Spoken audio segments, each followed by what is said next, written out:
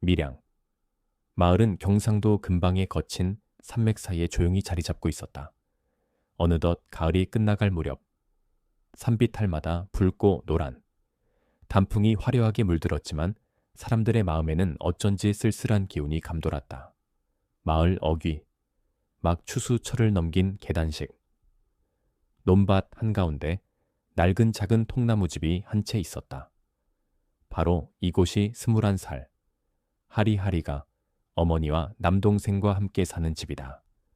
하리는 해가 채 떠오르기 전 새벽 안개가 낀 시간부터 일어나 채소에 물을 주고 아침 식사를 준비하며 몸이 편찮은 어머니를 돌보곤 했다. 3년 전 도시에서 일하다 돌아오시던 아버지가 트럭 사고로 세상을 뜨신 뒤 가족에게는 큰 빚이 남았고 생계에만 무거운 짐이 전부 하리의 어깨 위에 올려졌다. 하리의 어머니 유선 씨는 이전에 초등학교 교사였지만 지금은 심각한 류머티즘, 저혈관 질환을 앓고 있어 거동조차 쉽지 않았다. 남동생 성우는 아직 고등학생이기에 학비와 생활비가 안정적으로 필요했다. 집안의 모든 지출이며 아버지의 빚까지. 결국 하리가 옆 마을 농장에서 일용직을 전전하며 벌어야 했다. 때로는 너무 힘들어 울고 싶었지만 동생의 해맑은 웃음과 고통을 참아내는 어머니를 생각하면 하리는 다시 이를 악물고 버텨내곤 했다. 그러던 어느 날 하리가 가을가에서 물을 길어 돌아오던 길목에 커다란 고급 승용차 한 대가 집 앞 도로에 멈춰 서 있는 모습이 눈에 들어왔다. 시골에서 자동차가 희귀한 건 아니지만 그렇게 번쩍이는 비싼 차는 좀처럼 보기 힘들었다. 하리는 살짝 당황한 채 물동이를 내려놓고 멀찌감치 바라봤다. 그리고 곧 차 문이 열리더니 중년의 남자가 나왔다. 그는 회색 정장에 흰 셔츠를 입고 머리는 반드시 빗어 넘긴 모습이었다. 그 남자의 시선이 곧장 하리를 향했다. 혹시 하리 씨인가요? 안녕하세요. 저는 오태식입니다. 그는 낮고 묵직한 목소리로 인사를 건넨 뒤 희미하게 미소 지었다. 하리는 순간 당황스러웠지만 고개를 끄덕이며 답례했다. 이 사람은 이곳 시골 풍경과는 전혀 어울리지 않는 분위기를 풍겼다. 그가 다가오며 예의를 갖춰 말했다. 가정 형편이 어려우시다고 들었습니다. 잠시 이야기를 나누고 싶어 왔는데 혹시 어머님을 뵐 수 있을까요? 하리가 어떻게 대답할 틈도 없이 오태식은 마치 당연하다는 듯 몇 계단을 올라 집안을 힐끗 둘러보았다. 그의 적극적인 태도에 거절하기도 곤란했다. 집 안에서는 어머니가 지팡이에 몸을 기대며 나오셨다. 어머니는 그를 보자마자 순간 얼어붙은 듯 하더니 어딘가 불안한 기색을 감추지 못했다. 하리는 왠지 모를 불길한 기운에 마음이 조마조마해졌다. 안방 겸 거실에 자리를 잡고 앉자 오태식은 곧바로 본론을 꺼냈다. 그는 자신이 부동산 투자자로서 주로 대도시에서 사업을 하지만 뿌리는 이 근방, 시골 출신이라는 이야기를 먼저 했다. 그리고 누군가에게서 할인해 가족 상황을 전해 들었다며 어머니가 편찮으시고 남동생 학비 부담에 빚까지 있어 힘든 형편이라는 점에 깊이 공감한다는 듯 행동을 보였다. 그리고 곧 깜짝 놀랄 제안을 내놓았다. 하리 씨가 저와 결혼한다면 어머님 치료비와 동생 학비, 그리고 가족의 모든 빚을 제가 다 해결하겠습니다. 대신 제 정식 아내가 되어주셔야 합니다. 하리는 물론이고 어머니 유선 씨 역시 너무 놀라 어안이 벙벙했다. 유선 씨는 황급히 고개를 저으며 말했다. 그게 무슨 말씀이신지. 제 딸은 이제 21살밖에 안 되었는데 게다가 당신은. 하리의 어머니가 충격에 빠진 눈치였지만 오태식은 태연한 목소리를 유지했다. 나이 차이로 당황스러우시겠지만 저는 이미 충분히 고민했습니다. 하리 씨만 동의해주면 가족의 빚 3천만 원, 3천만 원 이상의 금액을 포함해 모든 재정 문제를 해결하고 어머님 치료도 최고의 병원에서 받도록 하겠습니다. 약속드리죠. 그의 여유로운 표정, 불을 지닌 듯한 모습은 실제로 약속을 지킬 능력이 충분해 보였다. 하리의 가슴이 쿵쾅거렸다. 동시에 이런 비상식적이고 갑작스러운 청혼이 어딘가 섬뜩하게 느껴졌다. 왜 하필 나를, 왜 우리가 가장 힘든 때에 이 사람이 나타난 거지? 하리는 혼란스러웠다. 어머니는 떨리는 목소리로 겨우 말했다. 일단, 당장 대답하기 어렵습니다. 딸과 잘 상의해야 할 것 같아요. 오태식은 명함을 남기고 자리를 떴다. 문을 나서기 전 그의 시선이 하리에게 잠깐 머무르는 순간이 있었다. 그 눈빛은 서늘했고 무언가 계산적인 기색이 느껴져 하리는 온몸에 소름이 끼쳤다. 그가 떠나고 나서 어머니는 헛헛한 표정으로 낡은 의자에 털썩 주저앉았다. 아무 말 없이 깊은 생각에 잠긴 그녀의 모습은 하리에게도 큰 혼란을 안겼다. 밖에서는 늦가을 바람이 붉은 낙엽을 휩쓸고 지나갔다. 쓸쓸함이 한층 더 짙어졌다. 그날 밤 하리는 뒤척이느라 좀처럼 잠들 수 없었다. 어머니는 이미 몸이 너무 약해 빚을 갚을 길이 없었고 어린 동생은 학업을 포기할 수도 없는 노릇이었다. 매일같이 농장 노동으로 버는 돈은 너무 적어 은행이자 갚기도 빠듯했다. 하리는 사실 시골을 벗어나 도시에서 조금이라도 나은 미래를 찾아보고 싶다는 마음도 있었다. 그러니 조건부 결혼이 주는 유혹이 전혀 없다고는 할 수도 없었다. 하지만 전혀 모르는, 게다가 나이차가 큰 남자와의 결혼은 불안감 그 자체였다. 어머니는 망설이다가 하리의 손을 잡고 담담히 말했다. 내 딸아, 엄마도 네가 이런 결정을 원하는 건 아니라는 걸 알아. 그런데 만약 네가 결심한다면 엄마는 막지 않을게. 너도 더 이상 이렇게 힘들지 않길 바랄 뿐이야. 눈시울이 붉어진 어머니의 말을 들은 하리는 가슴이 아릿했다. 강제로 떠밀리듯 맺는 결혼이 너무나 두려웠다. 그러나 동생이 계속 학교에 다니고 어머니가 치료도 제대로 받고 빚더미에서 벗어날 수 있는 길은 이 방법뿐인 것 같았다. 선택의 여지가 거의 없었다. 결국 하리는 오태식에게 전화를 걸어 그의 제안을 받아들이겠다고 했다. 일주일 뒤 결혼식은 정말 순식간에 진행되었다. 이 갑작스러운 결혼식은 작은 마을 밀양을 발칵 뒤집어 놓았다. 사람들은 하리가 대체 어디서 결혼 자금을 마련했는지 궁금해했지만 사실 모든 비용은 오태식이 부담했다. 그는 고급 웨딩카 행렬에다 호화로운 결혼식 장식까지 준비했다. 마을 사람들은 각기 다른 반응을 보였다. 하리가 재벌 남편을 만나 행운을 잡았다라는 사람도 있었고, 저렇게 돈 많은 집안이라면 뭔가 수상한 점이 있을 텐데, 라며 고개를 갸웃하는 이도 있었다. 하지만 어느 쪽이든 이 마을에서 한 번도 본 적 없는 호화로운 시기였다는 점에는 이견이 없었다. 하리는 새하얀 웨딩드레스를 입고 거울 앞에 섰는데 평소에 초라하고 마른 모습과는 전혀 다른 낯선 자신을 마주했다. 화장과 헤어, 모든 것이 생경했다. 그러나 화려한 겉모습 뒤에서 그녀의 마음은 텅 빈 듯 무거웠다. 예식 내내 신랑 오태식은 깔끔한 슈트 차림으로 하리의 손을 잡고 있었지만 그의 눈빛은 어딘지 모르게 차갑고 비밀스러워 보였다. 하리는 억지 웃음을 지으며 식을 치렀다. 이 결혼에 진정한 사랑 따위가 끼어들 여지는 없었다. 결혼식이 끝나자마자 하리는 남편을 따라 부산 외곽에 있는 그의 저택으로 향했다. 밀양에서 차로 2시간 거리였다. 일단 저택에 발을 들이자마자 어마어마하게 넓은 대문과 사방을 둘러싼 높은 담장, 손질이 잘된 정원수, 그리고 고급스러운 인테리어가 하리를 압도했다. 그러나 그곳에서 시작된 삶은 외견과 달리 차갑고 음침한 기운이 감돌았다. 오태식의 저택은 널찍한 부지 안에 높다란 담으로 둘러싸여 있었다. 웅장한 대문 안쪽에는 다듬어진 정원이 펼쳐져 있었고 실내로 들어서면 값비싼 유럽풍 그림이 복도를 따라 걸려 있었다.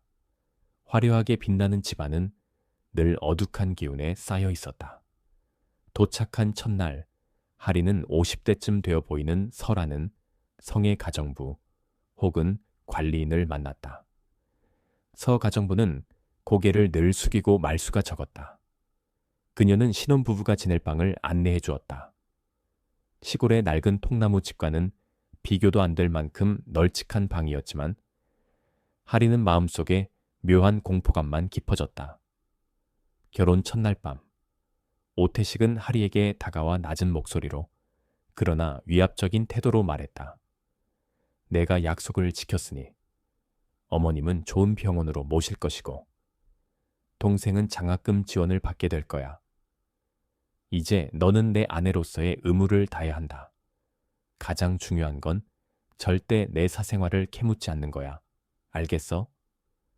그의 태도는 얼음장처럼 차가웠다.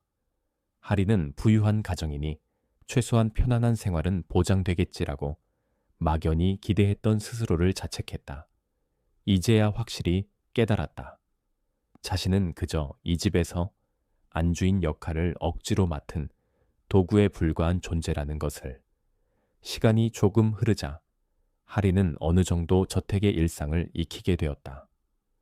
서 가정부가 아침 식사를 준비하고 오태식은 밤늦게까지 밖에서 지내다가 새벽이나 되어 들어오는 시기였다. 남편으로서 하리에게 다정히 말을 건네거나 가정적인 모습을 보여준 적은 거의 없었다. 가끔 하리가 그의 업무에 대해 물으려 하면 그는 딱딱한 목소리로 묻지 말라고 했잖아 라며 화를 냈다. 저택은 워낙 넓었고 잠겨있는 방들이 꽤 많았다. 어느 날 하리가 궁금해서 서 가정부에게 물었다. 저 방들은 왜 쓰지 않아요? 그러자 서 가정부는 짧게 답하고는 시선을 피했다. 주인어른께서 사용을 금하신 곳이에요. 부인께서도 함부로 들어가시면 안 됩니다. 밤만 되면 하리는 신경이 곤두섰다. 종종 늦은 시각에 누군가 복도를 오가는 소리, 문이 삐걱거리는 소리가 미세하게 들렸다. 때로는 사람 목소리 같은 속삭임이 멀리서 들리는 것 같았다. 궁금해서 살짝 가보면 언제 그랬냐는 듯 고요만이 가득했다. 하리는 제 귀를 의심하면서도 왠지 이 저택 어딘가에 심상찮은 비밀이 숨어 있다고 직감했다. 어느 날 참다 못한 하리가 태식에게 물었다. 당신, 매일 밤 어디 가세요? 그는 싸늘한 표정으로 눈을 치켜떴다. 내가 분명히 말했지. 내 일에 끼어들지 말라고. 잊었어? 하리는 겁에 질려 고개를 숙였다. 그의 존재 자체가 두려웠다. 아이러니하게도 이 화려한 저택은 시골집보다 훨씬 더 숨막히는 감옥 같았다. 그로부터 얼마 후 어느 날 밤 오태식이 밖으로 나간 뒤 하리는 잠을 이룰 수 없어 조심스레 방에서 나왔다. 복도를 따라 어둠 속을 걷자 창문 틈새로 찬바람이 스며들었다. 실내등은 모두 꺼져 있고 희미한 취침등만 몇 개가 켜져 있을 뿐이었다. 그때 저 끝 큰 문 쪽에서 가벼운 발소리가 들리는 듯 했다. 하리는 숨을 죽이고 그 문 쪽으로 다가갔다. 늘 자물쇠가 잠겨있던 문이 오늘은 살짝 열려 있었고 금빛 불빛이 밖으로 새어나왔다. 숨을 삼키며 문을 조심스레 밀쳐보니 그 안은 컴컴한 방이었다. 벽에는 옛 한복을 입은 여인들의 초상화가 걸려있고 곰팡이와 먼지 냄새가 코를 찔렀다. 방 구석에는 오래된 나무장이 하나 있었는데 문이 반쯤 열려 있었다. 하리는 휴대전화 손전등을 켜서 내부를 비추었다. 그리고 그 안에 쌓여있는 서류와 사진들을 보고 심장이 덜컥 내려앉았다. 거기에는 젊은 시절 오태식과 어떤 젊은 여인이 함께 찍힌 사진들이 있었다. 또 다른 사진에는 또 다른 젊은 여성. 온몸에 소름이 끼쳤다. 그런데 갑자기 복도에서 구두굽 소리가 들리자 하리는 번개처럼 사진을 원래대로 집어넣고 장문을 닫았다. 그리곤 재빨리 뒤로 물러났다. 마침 서가정부가 그곳으로 다가왔고 하리는 화장실이 어딘지 몰라서 헤맸다며 둘러댔다. 서가정부는 의심스러운 눈길을 보냈지만 더 이상 묻지는 않았다. 그날 이후 하리는 남편의 행동을 더욱 주의 깊게 살폈다. 그는 평소 하리에게 거의 관심조차 두지 않았지만 가끔 이상하게 하리를 쳐다보는 눈빛이 등골을 오싹하게 만들었다. 서가정부 역시 뭔가 말해주고 싶어 하는 듯 하다가도 이내 입을 닫곤 했다.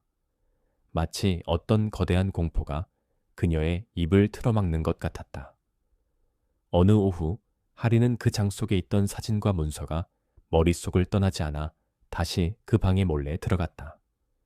이번에는 좀 더 자세히 뒤져보았다. 그러자 한 뭉치 서류가 나타났는데 거기엔 여러 장의 혼인신고서가 있었다. 전부 오태식의 이름과 각기 다른 여성들의 이름이 나란히 적혀 있었다. 그리고 그 여성들은 대부분 결혼 후 몇 달 만에 사라져버렸다는 공통점이 있었다. 궁금증에 더 깊이 살펴보니 사망진단서나 실종기사, 스크랩도 있었다.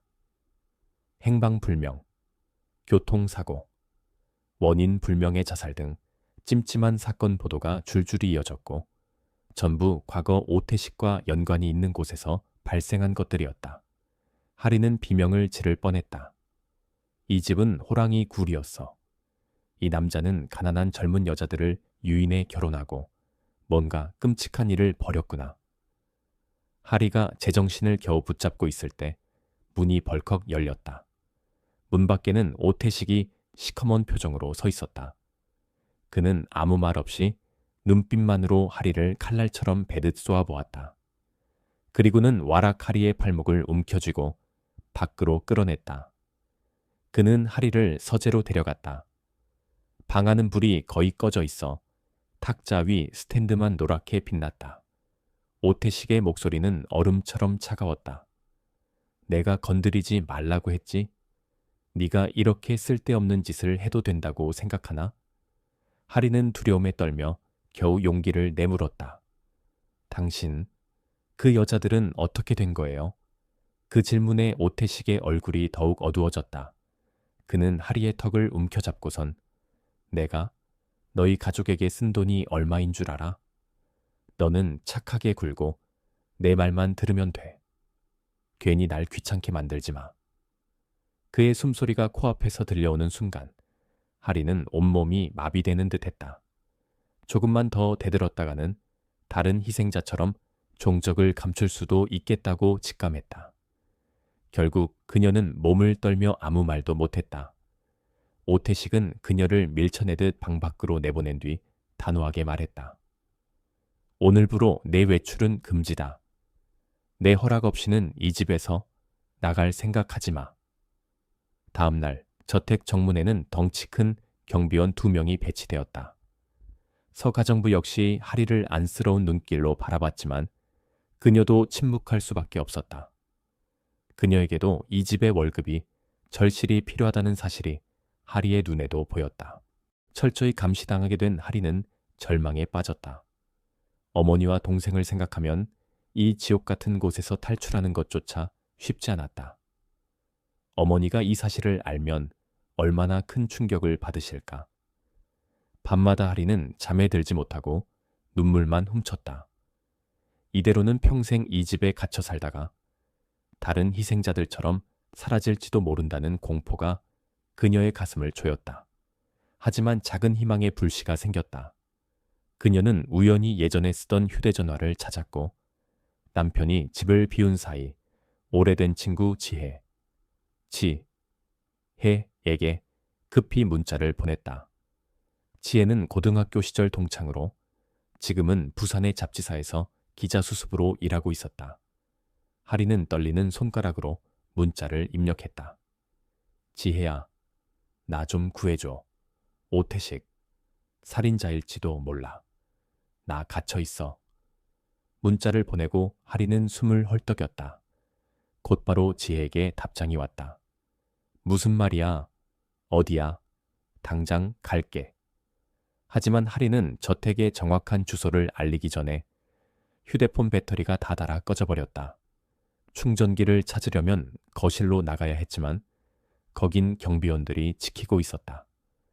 결국 하리는 지혜가 어떻게든 자신을 찾아주길 기도할 수밖에 없었다. 그날 밤 오태식은 또다시 외박을 했다. 다른 희생자를 찾으러 간 건 아닐까. 그 생각에 오싹해진 하리는 잠시 후 부엌에서 서 가정부가 자신을 몰래 부르는 소리를 들었다. 부인, 이 집을 떠나셔야 해요. 전에 있던 분들 전부 안 좋은 일을 당했어요. 제가 도울 수 있는 건 이것뿐이에요. 서 가정부는 작은 열쇠 한 개와 마른 식량, 물병을 건넸다. 그러면서 낮은 목소리로 말했다. 정원 뒤편에 있는 작은 쪽문이에요. 카메라가 있긴 하지만 오늘 밤은 아무도 거기 없을 거예요. 기회를 놓치지 마세요. 하리는 간담이 서늘해지면서도 동시에 강렬한 탈출 의지가 생겼다. 몰래 모아둔 증거 자료, 장안에서 찾은 사진과 서류를 재빨리 챙겼다. 가슴은 요동치고 손발은 떨렸지만 더 이상 머뭇거릴 시간은 없었다. 새벽 1시쯤 하리는 살금살금 뒤뜰로 빠져나갔다. 바람이 세차게 불고 담벼락 너머는 깜깜했다. 큰 나무들 뒤로 돌아가니 서 가정부가 말해준 작은 철문이 보였다. 하리는 열쇠를 끼웠다. 찰칵 하는 소리가 밤 공기에 크게 울리는 것 같아 가슴이 덜컥 내려앉았다. 문이 열리자마자 하리가 몸을 겨우 빠져나가는 순간 갑자기 경보음이 요란하게 울렸다. 아마도 비인가자가 문을 열면 울리는 감지장치가 있던 모양이었다. 그녀는 정신없이 달렸다. 뒤쪽에서 도망갔다. 잡아. 라는 경비원들의 외침이 들렸다. 하리는 숨이 턱까지 차올랐지만 필사적으로 어둑한 오솔길을 내달렸다. 비가 오락가락한 탓에 길은 질퍽했고 높은 담을 완전히 벗어나는 것도 쉽지 않았다. 그때 멀리서 자동차 전조등 불빛이 희미하게 번졌다. 하리는 본능적으로 그 불빛을 향해 달려갔다. 차가 멈춰 서더니 젊은 남성이 창문을 내리고 물었다.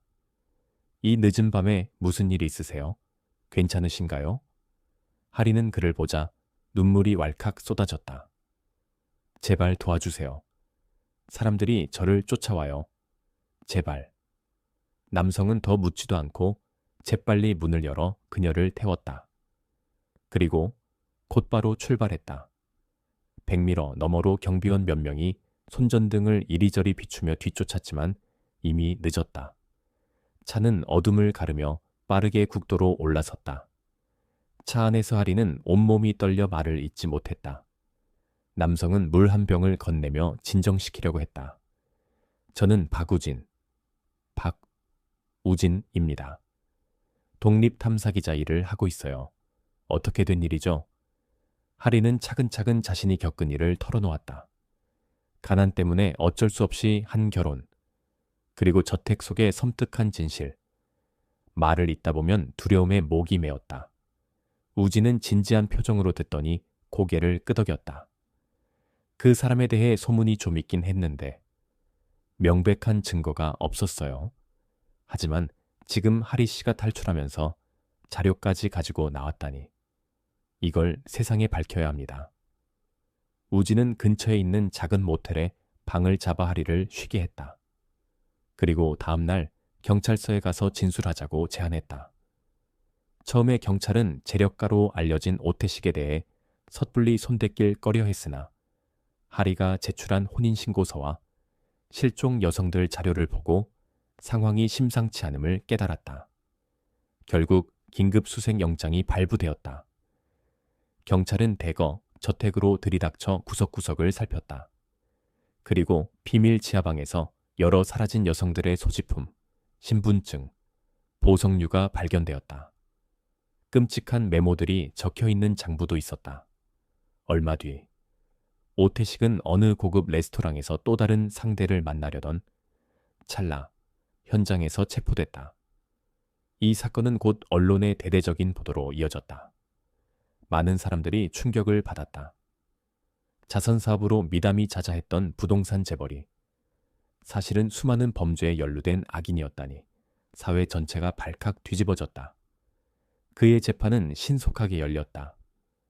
제시된 증거가 너무 명백했기에 그도 더 이상 부인할 수 없었다.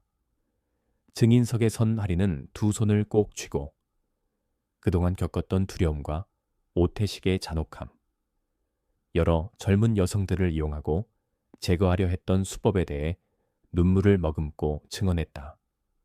방청석은 숨죽인 채 그녀의 말을 들었다. 결국 오태식은 사기, 횡령, 그리고 여러 실종 사건에 연루된 혐의로 중형을 선고받았다. 재판부는 추가 조사를 계속 진행하겠다는 뜻을 밝혔다. 어쨌든 그 악인은 마침내 법의 심판을 받았다. 하리는 긴 한숨을 내쉬었다. 그리고 마을 밀양으로 돌아가 어머니와 동생을 껴안았다. 어머니의 병세는 여전히 좋지 않았지만 의사들은 재활 치료를 받으면 호전될 가능성이 크다고 했다. 빚은 법원의 결정에 따라 오태식이 일정 부분 피해 보상금으로 갚는 쪽으로 처리되었기에 하리는 적어도 엄청난 부담에서 벗어날 수 있었다. 그녀는 완전히 새 출발을 다짐했다. 더 이상 악인의 아내라는 꼬리표에 얽매이고 싶지 않았다. 다행히 가족과 친척, 마을 친구들 모두 하리의 결정을 지지해 주었다. 오히려 그녀가 위험을 무릅쓰고 진실을 밝힌 점을 용감하다고 칭찬해 줬다. 어릴 때부터 재봉과 바느질에 어느 정도 재능이 있던 하리는 마을 입구에 작은 양장점을 열었다. 처음에는 옷 수선일을 조금씩 맡았는데 점차 한복, 공연복이나 학교 교복 등 주문이 늘었다.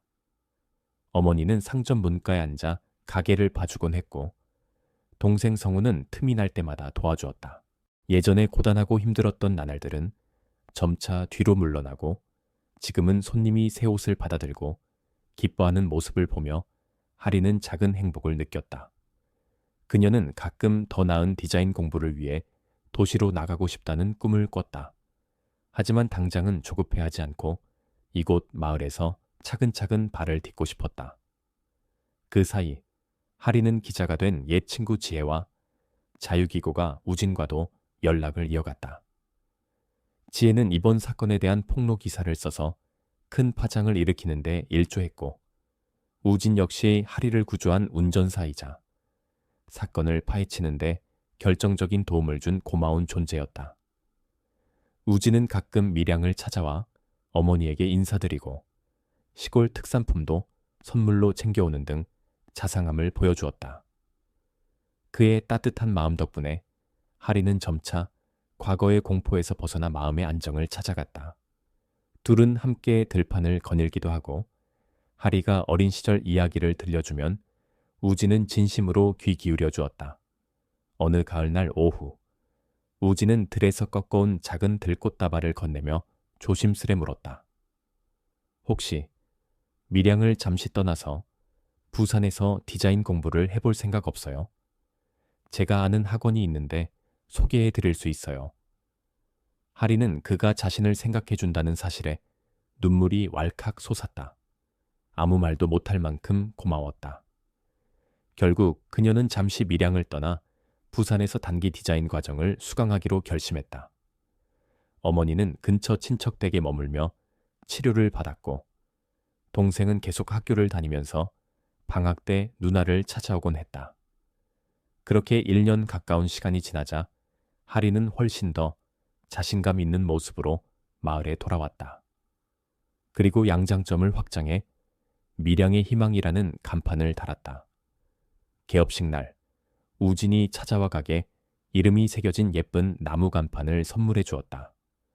그는 부드럽게 웃으며 말했다. 그땐 어두운 밤중에 필사적으로 도망쳤는데 이제 이렇게 새로운 시작을 하네요. 정말 동화 같은 일이에요. 하리는 얼굴을 붉히며 미소 지었다. 그때 운전해준 기사님이 바로 우진 오빠잖아요. 얼마 뒤 둘은 정식으로 교제하기 시작했고 결혼식도 소박하게 치렀다. 많은 하객 대신 정말 아끼는 지인들과 가족만 모여 축하하는 자리를 만들었다. 밀양마을 주민들은 결국 하리가 진정한 행복을 찾았다며 기뻐했다. 그 후로 하리는 가게를 운영하면서 가게 한쪽에 무료 봉제 기초 교실을 만들어 경제적으로 어려운 소녀나 여성들에게 재봉을 가르치기 시작했다. 저도 옛날에 막다른 길에서 위험한 선택을 한 적이 있어요. 그래서 다른 분들은 저처럼 극단적인 상황에 몰리지 않게 조금이나마 도움을 주고 싶어요. 그녀의 이야기를 들으며 마을의 다른 젊은 여성들은 희망으로 눈빛을 밝히고 조금씩 미래를 계획했다. 가난에 발목 잡히지 않고 당당히 일어서는 길이 있다는 걸 배웠기 때문이다. 그들에게 하리는 험난한 역경을 이겨낸 강인한 여성의 본보기였다. 우진 역시 그녀의 활동을 적극 뒷받침했다. 어둠을 넘어서는 발걸음이라는 의미로 어둠을 걷어내는 한 걸음 이라는 작은 기금을 만들어 가정폭력이나 사기 결혼 등으로 피해 입은 여성들을 돕고자 했다. 하리는 피해자였던 경험을 솔직히 나누며 그런 상황을 어떻게 탈출하고 다시 일어설 수 있는지 조언을 전했다. 가끔 하리는 문득 그 섬뜩했던 저택과 벽장 속의 사진들을 떠올리곤 한다. 많은 여성들이 비극을 맞이한 게 떠오르면 마음이 무거워지기도 한다. 하지만 그녀는 동시에 그래도 나는 운이 좋았고 용기를 내어 도망쳐 나왔고 도와주는 사람들이 있었다는 사실에 감사한다. 이제 하리는 뜨거운 차를 한 모금 마시며 창밖으로 붉게 물드는 논밭을 바라본다. 가을 햇살은 부드럽고 바람은 시원하다. 이곳에서 하리는 인생의 가치를 찾았다. 서로를 돕는 따뜻함, 결코 포기하지 않는 강인함이야말로 진정한 행복의 열쇠라는 걸 깨달았다. 더 이상 그녀는 어두운 비밀, 저택의 불안에 떨던 어린 신부가 아니다. 동시에 누군가의 동정만을 바라며 연명하던 피해자도 아니다. 이제 하리는 어둠을 극복해낸 당당한 여성이며 밝은 내일을 향해 한 걸음씩 나아가고 있다. 그리고 그녀의 이야기는 세상에 분명한 메시지를 전한다. 아무리 절망적인 상황에 처하더라도 포기하지 않고 주변의 도움을 이끌어낼 수 있다면 반드시 빛은 길 끝에서 우리를 기다린다.